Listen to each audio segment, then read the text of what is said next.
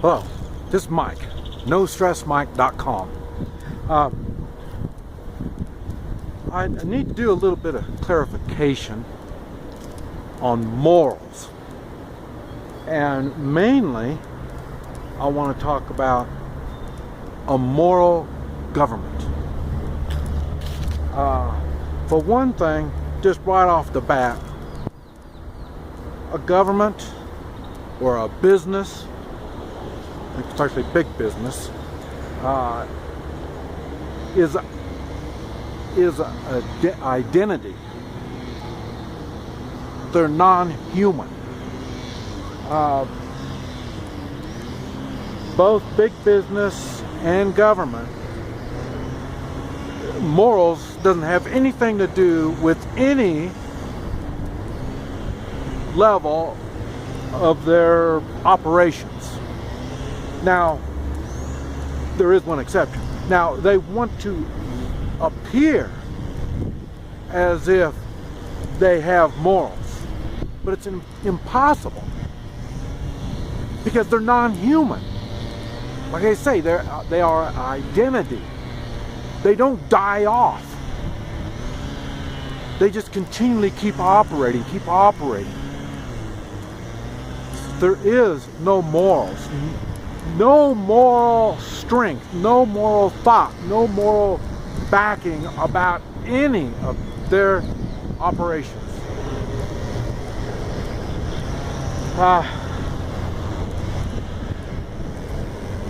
I understand we like to think our government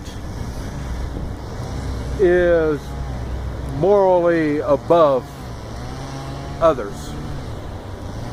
It's not. Like I say, it's just a government. That's why you need to keep any government small. Otherwise, it gets intrusive. It wants to get into your life. It wants to tell you how to handle your life. That's why you keep government small. Now, the United States of America as a country could be moral. But it could only be moral by its appearance, by its people.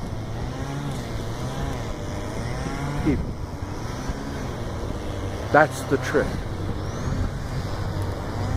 I'm down here in Central America. They look as Americans as snobbish. They look at the American government as intrusive. The American government comes in, pushes them around, tells them what to do, the government and the people.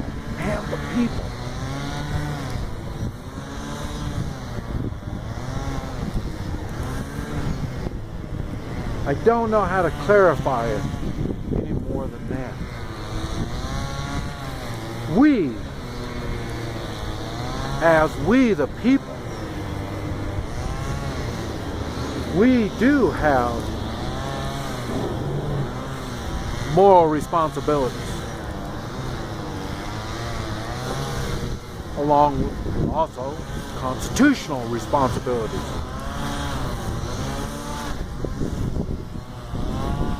We have a responsibility of keeping our government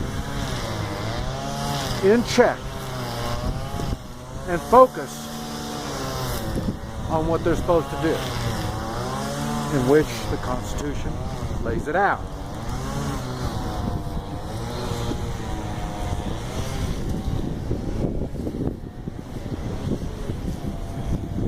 If we don't take that responsibility, moral responsibility and constitutional responsibility, who will?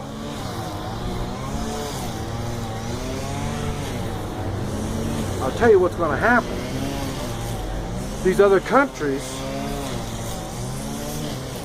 will defend themselves from our corrupt government.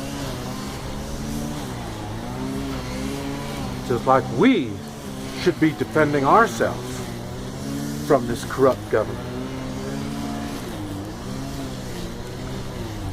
Now we're right back to the three-man militia.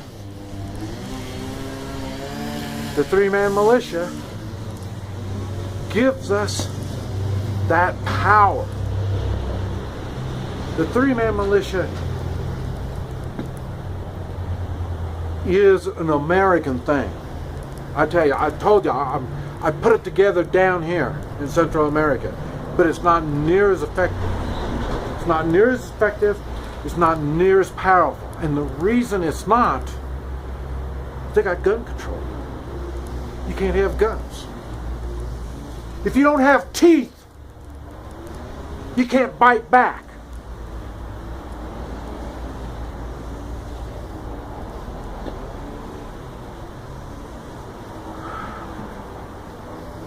I hate to say it, but when I look at the Americans nowadays, they look teethless.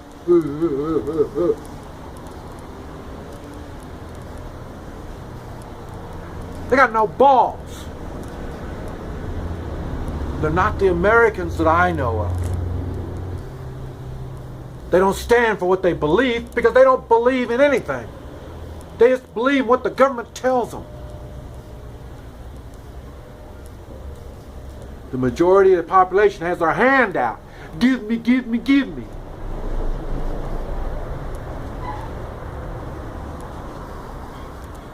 How do you get a population to stand strong? I don't know. I know we did at one time. That's why one thing I'm not concerned about is the population. I'm only concerned about those that are concerned about our country and want to take the steps to be strong. You can't be strong just bammo like that. It's like everything else. It's one step at a time.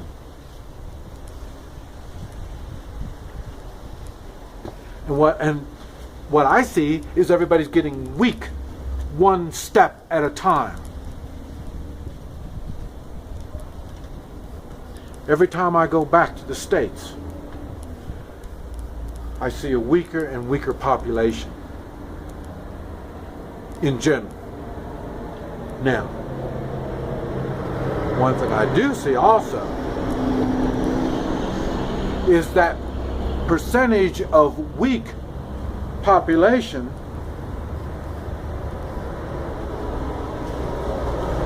does get weaker, but the strong ones that want to get stronger, that want better for themselves and their families and their friends, I see them getting more and more all the time. Each time I go back, I see more and more that not only are concerned about their future, they are taking steps, positive steps, to do something with their lives. I see people learning skills. I see people getting themselves out of debt. More and more people I talk to are trying to learn what gold and silver is all about. And even when they don't understand it, they're still getting gold and silver.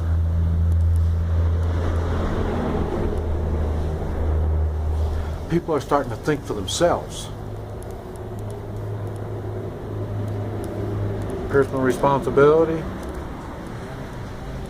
self-reliant. These are all the traits you need to be strong. These are the traits that make the three-man militia. I've said before, the militia is the strongest fighting force in the world. All militias. If you can tell, even the United States government can't fight against the militias. And those militias are unarmed. They're having to learn all this stuff. We as Americans, we've got the advantage. That's the one thing that kind of puzzles me about how all this is going to turn out. And that's the one thing that gives me hope that we can get our Constitution back in order. But we've got to be willing to bite. This is Mike, NoStressMike.com.